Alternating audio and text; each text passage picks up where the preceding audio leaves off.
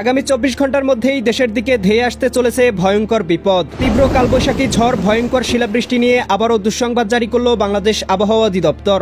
আজ রাতের মধ্যেই রংপুর, ময়মনসিংহ, সিলেট, ঢাকা এবং ভারতের আসাম ও ত্রিপুরা রাজ্যের একাধিক জেলায় ঘন্টায় 60 থেকে 70 কিলোমিটার বেগে তীব্র কালবৈশাখী ঝড়, বজ্রসহ বৃষ্টিপাত এবং শিলাবৃষ্টিপাতের সতর্কবার্তা রয়েছে। সেই সাথে আগামী 48 ঘন্টার মধ্যেই দেশের আকাশে প্রবেশ করতে পারে আরও একটি নতুন বৃষ্টিবলয়, যার ভয়াবহ প্রভাব থাকতে পারে আগামী 18 মার্চ মঙ্গলবার পর্যন্ত।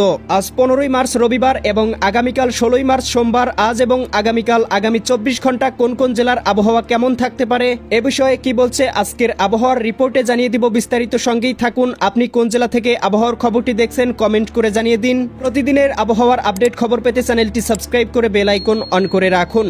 প্রিয় দর্শক, চলে আসলাম আবহাওয়ার পূর্বাভাস মেঘমালা চিত্রে। এখান থেকে দেখতে পাচ্ছি আজ সন্ধ্যা রাতের মধ্যেই দেশের অধিকাংশ স্থানে ভয়ঙ্কর বজ্রসহ ভারী বৃষ্টিপাতের সম্ভাবনা রয়েছে এবং কোথাও কোথাও ভারী পরিসরে শিলাবৃষ্টিপাতের